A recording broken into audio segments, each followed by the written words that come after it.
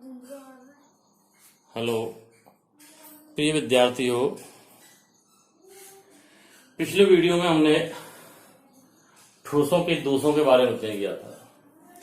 आज हम इस वीडियो में ठोसों के गुणधर्म के बारे में अध्ययन करेंगे। किसके बारे में? ठोसों के गुण। जैसे कि हम जानते हैं कि ठोस में अवयवी कणों की क्रमबद्ध और नियमित व्यवस्था होती है।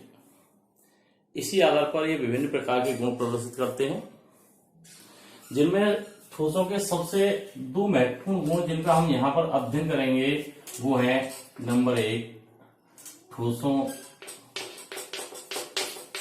में विद्युत चालकता,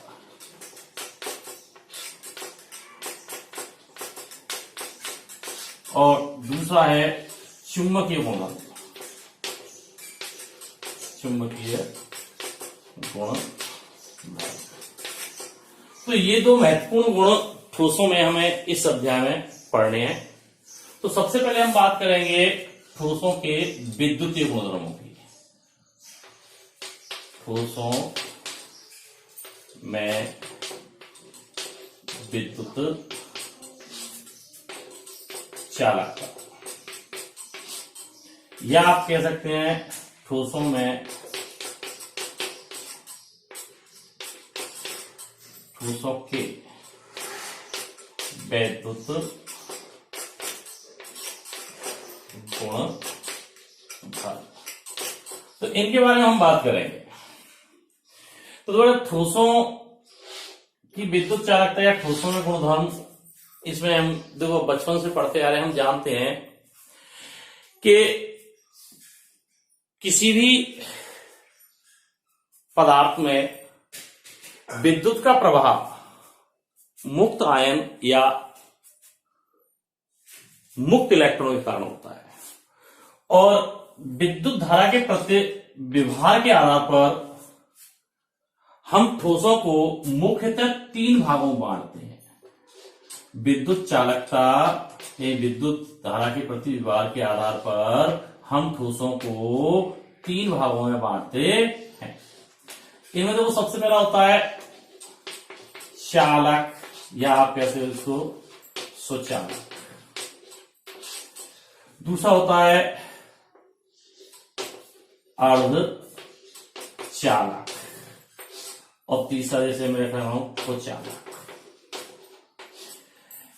तो यहां पर तो हम जैसे बचपन से पढ़ते आए हैं कि ऐसे पदार्थ जो विद्युत धारा का प्रवाह करते हैं, क्या करते हैं? विद्युत धारा का प्रवाह करते हैं, जिनमें से विद्युत प्रवाहित हो सकती है, उन्हें सुचालक या चालक कहा जाता है। और इनकी चालकता का मान 10⁴ ओम इनवर्स मीटर इनवर्स से 10⁷ ओम इनवर्स मीटर इनवर्स होता है। ओम इनवर्स मीटर इनवर्स होता है। कुचालक ऐसे पदार्थ जिनमें विद्युत धारा का प्रवाह नहीं होता, जिनमें क्या विद्युत धारा का प्रवाह नहीं होता है, वो कुचालक कहलाते हैं। और इनकी चालकता का मान 10⁻⁻20 ohm metre inverse, ohm inverse metre inverse से कितना बेटा? 10⁻⁻10 ओम इनवर्स मीटर इनवर्स होता है। जैसे आप जानते हो, इसके उदाहरणों की बात करें अपन कुचालकों की, तो रबर है, प्लास्टिक है, सूखी लकड़ी है, ये सब क्या है? हीरा है, सिलिकॉन कार्बाइड आदि किसमें आते हैं? कुचालक पदार्थों में आते हैं, है ना। और अर्धचालकों की विद्युत चालकता जो होती है वो सुचालक और कुचालकों के मध्यवर्ती होती है। यानी ऐसे पदार्थ हैं ये अर्धचालक, कैसे पदार्थ हैं जो परम शून्य ताप या शुद्ध अवस्था में तो कुचालकों की भांति व्यवहार करते हैं, परंतु परम शून्य से अधिक ताप अर्थात उच्च ताप या अशुद्धियों की उपस्थिति में सुचालकों की तरह व्यवहार करते हैं। किसी तरह? सुचालकों की तरह। तो इन्हें हम क्या कहते हैं, अर्धचालक। यानी दोबारा सुनेंगे, अर्धचालकों की चालकता जो होती है वो चालक और कुचालकों की क्या होती है, मध्यवर्ती। ये ऐसे पदार्थ होते हैं जो परम शून्य ताप पर या शुद्ध अवस्था में कुचालकों की भांति व्यवहार करते हैं, लगभग कुचालक होते हैं, परंतु परम शून्य से उच्च ताप पर, परम शून्य ताप से अधिक ताप पर या अशुद्धियों की उपस्थिति में सुचालक की तरह व्यवहार करते हैं। इसके अंतर्गत जो उदाहरण आते हैं वो सिलिकॉन, जर्मेनियम आदि आते हैं। इनकी चालकता का मान, मैंने भी बताया था, इनकी चालकता का मान दोनों क्या होता है, मध्यवर्ती होता है। तो इसकी चालकता का जो मान होता है, आप इसको मिटाएं, यहाँ 10⁻⁻⁶ ओम इनवर्स मीटर इनवर्स से 10⁻⁴ ओम इनवर्स मीटर इनवर्स। तो देखो ये तो छोटी सी बात हुई। अब हम इनको विस्तार से बारे में बात करते हैं। सबसे पहले हम बात करते हैं सुचालकों की।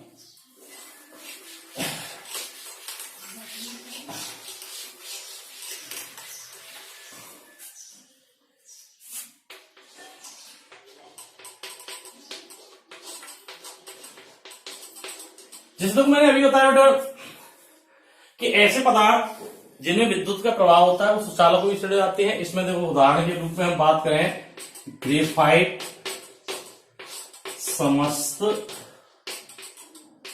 धातुएं, ग्रेफाइट समस्त धातुएं एवं संगलित या विलयन अवस्था में लवण, जिसे हम कह सकते हैं, जैसे NaCl है आपका, है KCl है, BaSO4 है, ये इनके विलयन है ना। तो अब मैंने भी बताया था इनकी चालकता का मान जो होता है, चालकता का मान 10⁻⁴ से 4 ओम इनवर्स मीटर इनवर्स से 10⁻⁷ ओम इनवर्स मीटर इनवर्स होता है। ठीक है भाई। इनमें तो वो सबसे ज्यादा चालकता होती है वो धात्विक चालकों की होती है।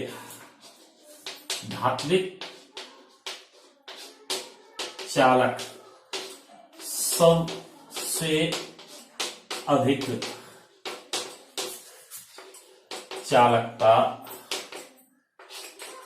दर्शाते हैं। इनकी चालकता सर्वाधिक 10⁻⁷ ओम इनवर्स मीटर इनवर्स होती है। तो देखो ये तो हुई इसकी बात।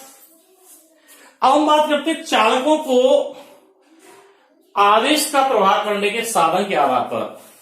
मुख्य रूप से हम दो भागों में बांटते हैं। चालकों को हम आवेश का प्रवाह करने वाले साधन या माध्यम के आधार पर दो भागों में बांटते हैं। चालक दो तरह के होते हैं। चालकों को हमने दो भागों में बांटा है। एक तो इलेक्ट्रॉनीय चालक या धात्विक चालक, इलेक्ट्रॉनीय चालक, या इनको कहते हैं धात्विक चालक। और दूसरा होता है हमारे पास वैद्युत अपघट्य,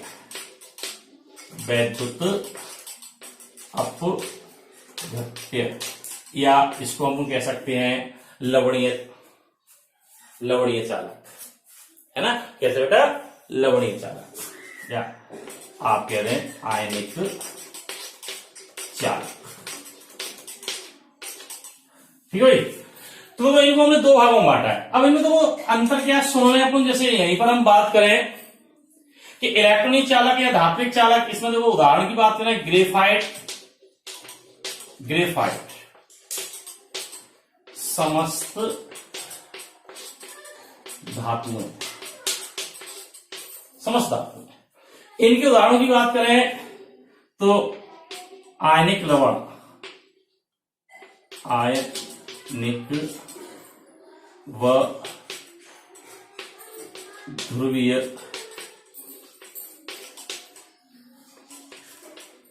लवणों का जलीय विलयन। जैसे कि इसमें से हमने अभी आपको बताया था उदाहरण से NaCl है, NaOH है, NH4Cl है, ये तो सब क्या है वो आयनिक ध्रुवीय, जैसे HCl है, ध्रुवीय सैचुरेट है ना, ध्रुवीय सैचुरेट है ना, ये क्या ध्रुवीय सैचुरेट आदि, ये सब क्या है इसके उदाहरण है। दूसरा बात हम बात करें कि इलेक्ट्रॉनिक चालक में चालक जो है इनमें विद्युत धारा का प्रवाह,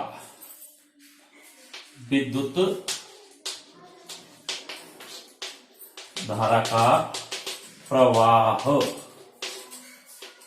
इलेक्ट्रॉन के कारण होता है।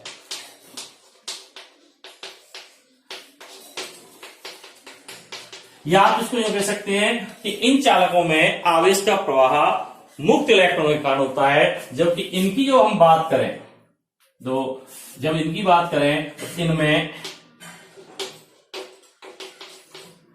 विद्युत का प्रवाह मुक्त आयनों के कारण होता है। तो इनमें विद्युत धारा का प्रवाह किसके कारण होता है, मुक्त इलेक्ट्रॉन के कारण हो रहा है, इसमें आयनों के कारण हो रहा है। तीसरी बात अगर हम बात करें इसमें कि विद्युत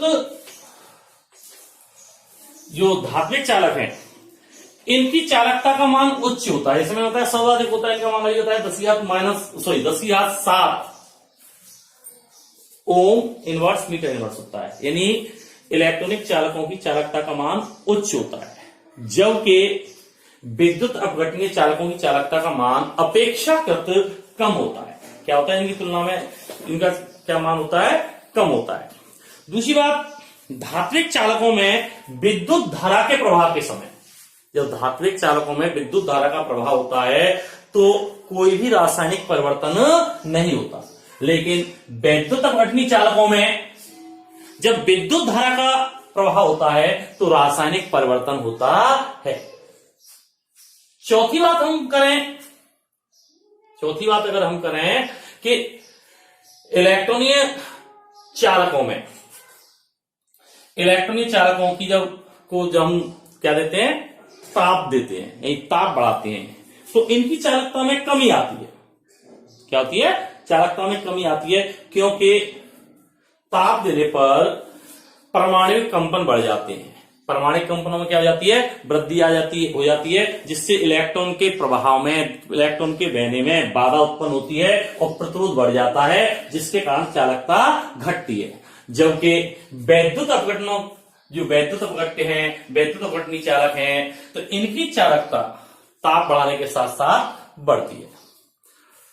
अगली बात हम देखें तो जो विद्युत अपघटनीय चालक हैं इनमें पदार्थ का प्रवाह होता है, अर्थात जो आयन है वो विपरीत आवेशित इलेक्ट्रोड की ओर गमन करते हैं, परंतु इलेक्ट्रॉनिक चालक में पदार्थ का प्रवाह नहीं होता है। तो ये बात हुई चालक की कि चालक धारा का प्रवाह इलेक्ट्रॉन, मुक्त इलेक्ट्रॉन या मुक्त आयनों द्वारा करते हैं, और इसी आधार पर इन्हें इलेक्ट्रॉनिक चालक और विद्युत अपघट्य या विद्युत अपघटनीय चालक या आयनिक चालक दो भागों में बांटा गया है, और इनके बारे में मैंने आपको भी बताया। अब इसके बाद हम बात करते हैं कुचालकों, इसकी कुचालकों।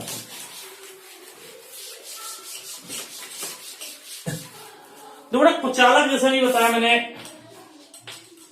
कुचालक इसमें कुछ ध्यान नहीं रखना है, केवल एक चीज ध्यान रखनी है कि इनमें विद्युत धारा का प्रवाह नहीं होता है और इनकी चालकता का मान 10⁻⁻20 ओम इनवर्स मीटर इनवर्स से 10⁻⁻10 ओम इनवर्स मीटर इनवर्स होता है।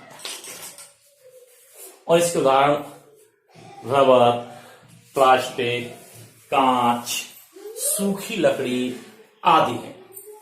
अब इसके बाद जो हम बात करते हैं वो करते हैं किसकी? अर्धचालकों की। किसकी बेटा? अर्धचालकों की। अर्धचालक। अर्धचालक के जो बारे में अभी आपको बताया था कि ऐसे पदार्थ हैं, ये ऐसे पदार्थ होते हैं जिनकी चालकता परम शून्य ताप या शुद्ध अवस्था में तो न्यूनतम होती है, अर्थात इन स्थितियों में यानी परम शून्य ताप और शुद्ध अवस्था में तो ये कुचालक की तरह व्यवहार करते हैं, लेकिन उच्च ताप यानी परम शून्य ताप से अधिक ताप पर या अशुद्धि की उपस्थिति में ये सुचालकों की तरह व्यवहार करते हैं और इनकी चालकता सुचालक एवं कुचालक की मध्यवर्ती होती है। इनकी चालकता का जो मान होता है वो 10⁻⁻6 ओम इनवर्स मीटर इनवर्स से 10⁻⁴ ओम इनवर्स मीटर इनवर्स। अगली बात देखो इसमें क्या बेटा कि इन पदार्थों की चालकता, जो अर्धचालक हैं, इनकी चालकता ताप बढ़ाने के साथ साथ बढ़ती है। इनमें क्या होता है? ताप बढ़ाने के साथ साथ इनकी चालकता बढ़ती है, क्योंकि ताप बढ़ाने पर बंधों के टूटने से मुक्त इलेक्ट्रॉन की संख्या बढ़ जाती है। मुक्त इलेक्ट्रॉन की संख्या क्या हो जाती है? बढ़ जाती है। वो जो कि चालक बैंड में आसानी से गति करते रहते हैं। अब अर्धचालकों को हम दो भागों में बांटते हैं। अर्धचालकों को दो भागों में बांटा जाता है। पहला नेज या शुद्ध अर्धचालक, शुद्ध अर्धचालक। दूसरा होता है बेटा डोपिंग, डोपित लिख दो आप, या अशुद्ध अर्धचालक। दो है बेटा, पहला तो कौन सा है? नेज या शुद्ध अर्धचालक, और दूसरा कौन सा है? डोपिंग या अशुद्ध अर्धचालक। तो सबसे पहले हम बात करेंगे यहां पर नेज अर्धचालक। तो बड़े नेज अर्धचालक, इनकी चालकता, जो इनकी अर्धचालकता है नेज अर्धचालकों की, वो परम शून्य ताप या शून्य अवस्था, परम शून्य ताप या शुद्ध अवस्था में, परम शून्य ताप या शुद्ध अवस्था में तो न्यूनतम होती है, अर्थात ये लगभग कुचालक होते हैं। परंतु परम शून्य से उच्च ताप पर या अशुद्धि मिला देने पर इनकी चालकता में वृद्धि हो जाती है। जैसे इनके प्रमुख उदाहरण हैं जो सबसे ज्यादा काम में आते हैं, सिलिकॉन, जर्मेनियम आदि। इन दो से आप परिचित हैं, इसलिए मैं दो को ही लिख रहा हूं, आदि, है ना।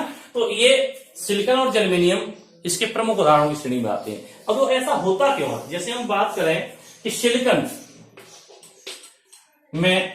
क्रिस्टल में या क्रिस्टल में प्रत्येक सिलिकॉन परमाणु 4 अन्य सिलिकॉन परमाणुओं से सहसरक बंध द्वारा sp3 संकेत अवस्था में बंधित होता है। कौन सी संकेत अवस्था में? sp3 संकेत अवस्था में बंधित होता है। जैसे देखो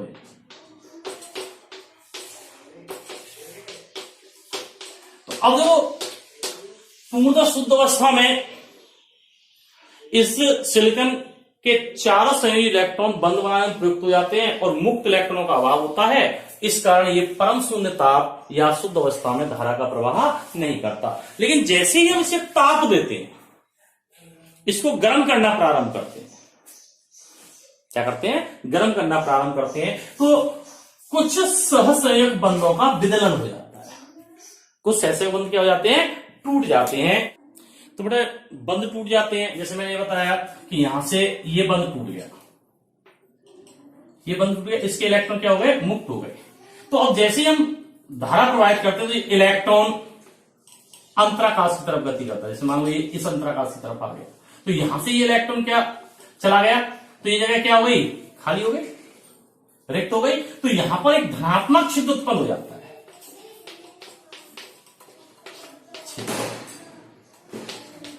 धनात्मक छिद्र उत्पन्न हो जाता है, और ये धनात्मक छिद्र अन्य, जैसे मान लीजिए इस बंद की तरफ गति कर रहा है, यहां से बंद विदलन हुआ, तो देखो ये धनात्मक छिद्र को भरने के लिए यहां से इलेक्ट्रॉन यहां आ गया, जैसे यहां पर आ गया, तो देखो ये धनात्मक छिद्र कहां बन गया, यहां पर बन गया।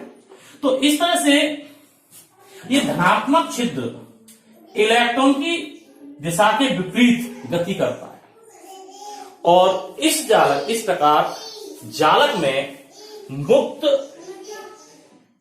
इलेक्ट्रॉन और धनात्मक छिद्र दोनों ही गति करने लगते हैं, जिसके कारण चालकता उत्पन्न हो जाती है। तो और धनात्मक छिद्र और मुक्त इलेक्ट्रॉन की संख्या जालक के अंदर क्या होती है, समान होती है। तो इस प्रकार से नेज अर्धचालक में उच्च ताप पर चालकता उत्पन्न होती है। अब नेज अर्धचालक के बाद दूसरा अर्धचालक हमारे पास डोपिंग।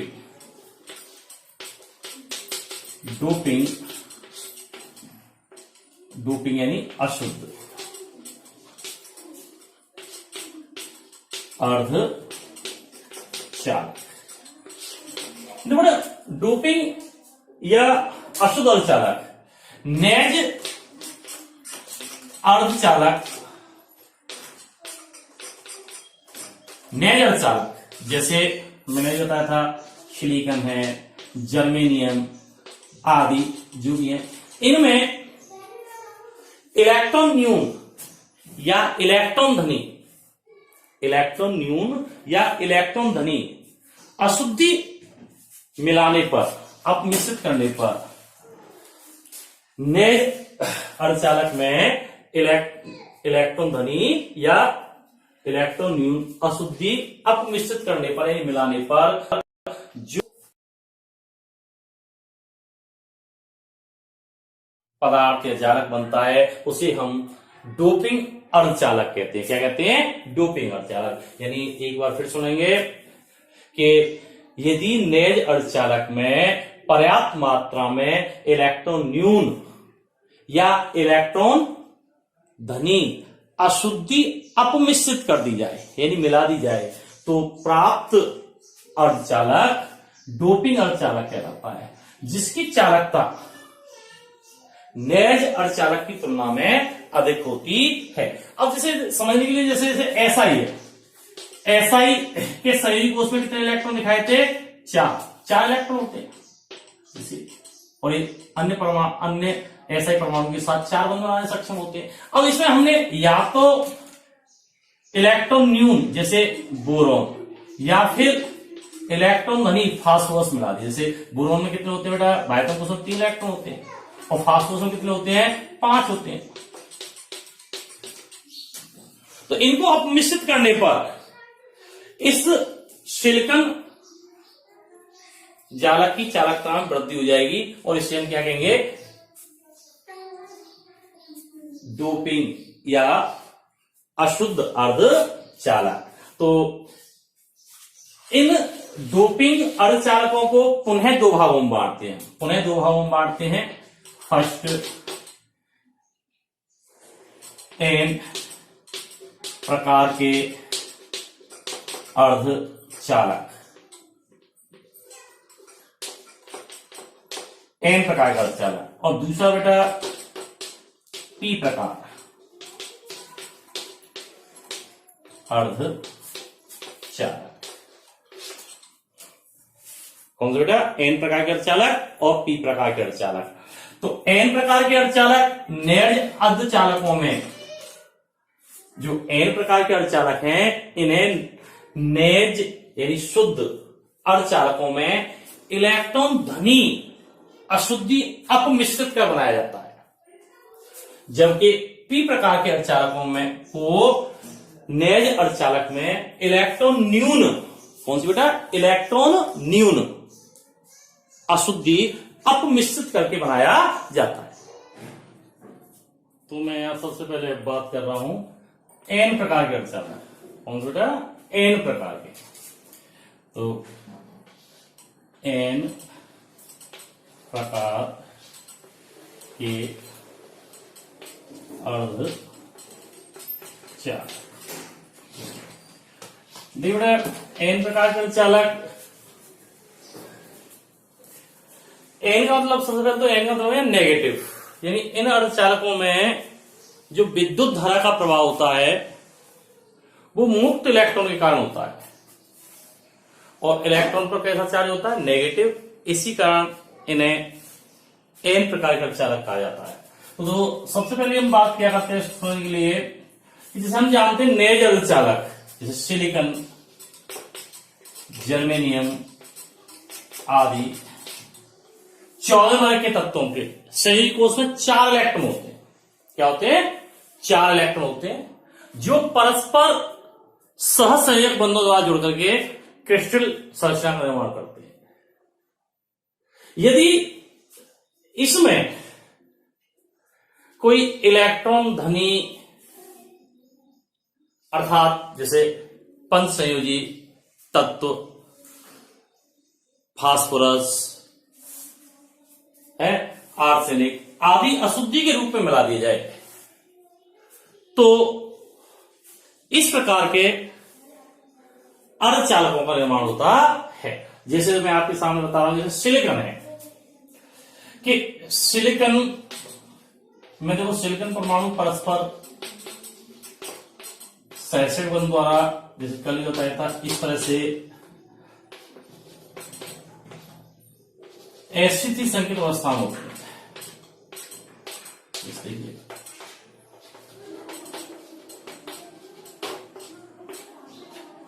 जैसे अब मैंने क्या किया, सिलिकॉन क्रिस्टल को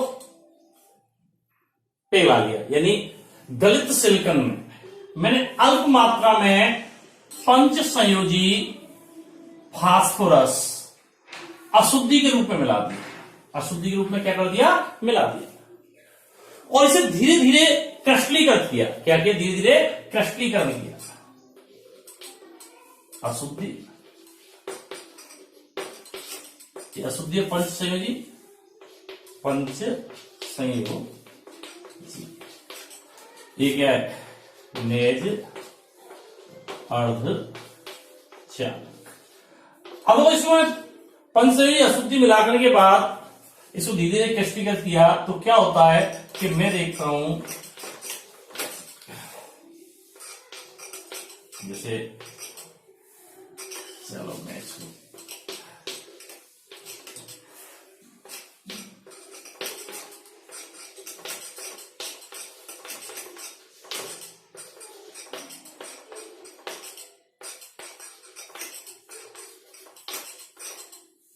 जैसे देखिए, यहां पर क्या है, कुछ स्थानों पर पंचसंयोजी फास्फोरस परमाणु स्थान ग्रहण कर लेता है। देखो मैंने क्या किया है कि सबसे पहले मैंने नेट अर्धचालक सिलिकॉन क्रिस्टल का गला लिया। गलाने के बाद उसमें पंचसंयोजी फास्फोरस की अशुद्धि मिला दी और इसे धीरे धीरे क्रिस्टलीकृत किया।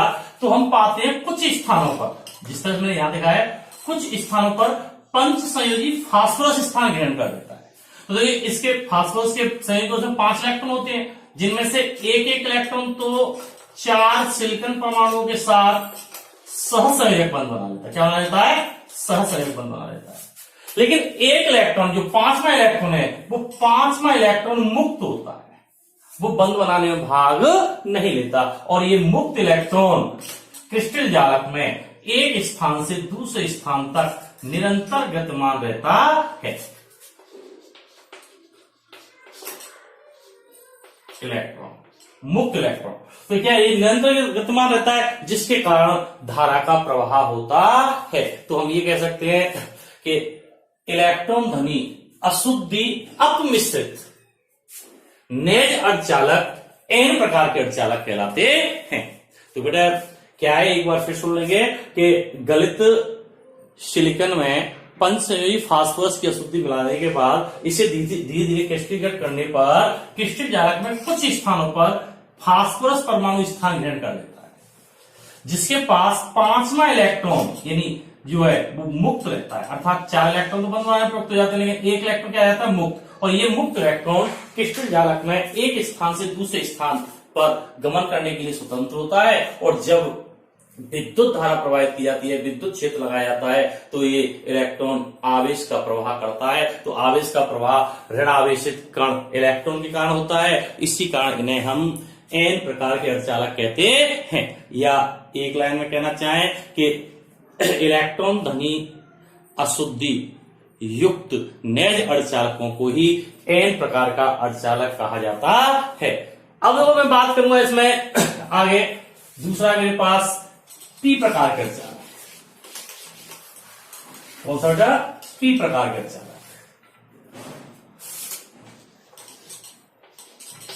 p प्रकार के अर्धचालक, तो p प्रकार के अर्धचालक, यहां पर p का मतलब पॉजिटिव।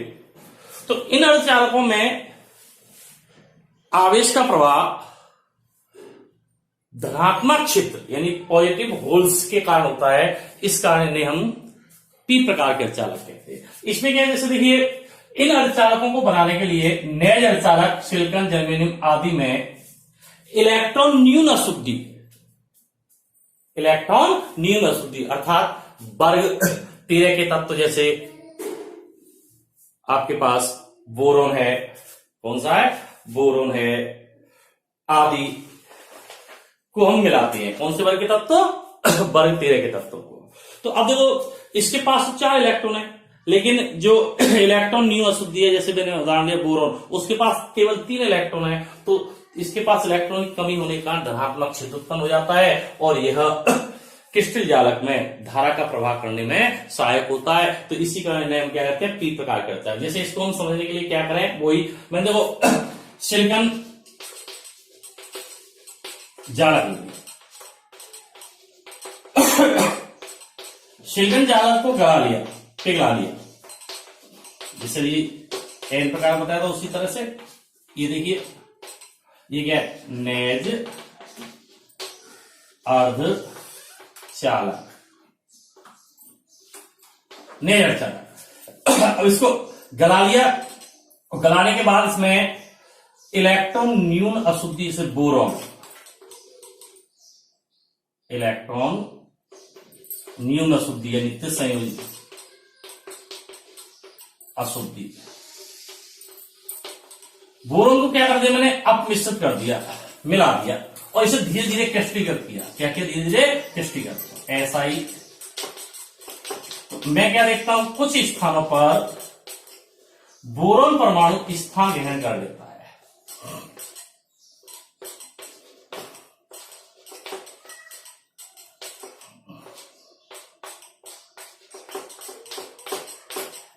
तो बड़े देखो इसमें क्या हुआ कि जैसे मैंने दिखाया कुछ स्थानों पर बोरोन परमाणु स्थान ग्रहण करता है। यहां पर तो बोरोन के पास 3 इलेक्ट्रॉन, तो ये 3 ऐसा परमाणु के साथ जो इलेक्ट्रॉन बंद बनाने में प्रयुक्त हो गया, एक यहां पर, एक यहां पर और एक यहां पर और एक, तो देखो एक बंद तो यहां हो गया, एक बंद यहां और एक बंद यहां है। तो अब इसके पास जो इलेक्ट्रॉन की कमी होने के कारण इसके पास धनात्मक छिद्र उत्पन्न हो जाता है। क्या उत्पन्न जाता है, धनात्मक छिद्र। ये क्या है बेटा, धनात्मक छिद्र।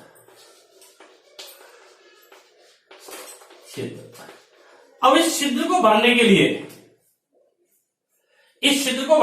पास में से इलेक्ट्रॉन आता है। जैसे मान लीजिए इसको भरने के लिए इलेक्ट्रॉन आ गया, तो ये इलेक्ट्रॉन तो यहां आ गया, लेकिन इसके स्थान पर नया छिद्र यहां बन जाता है,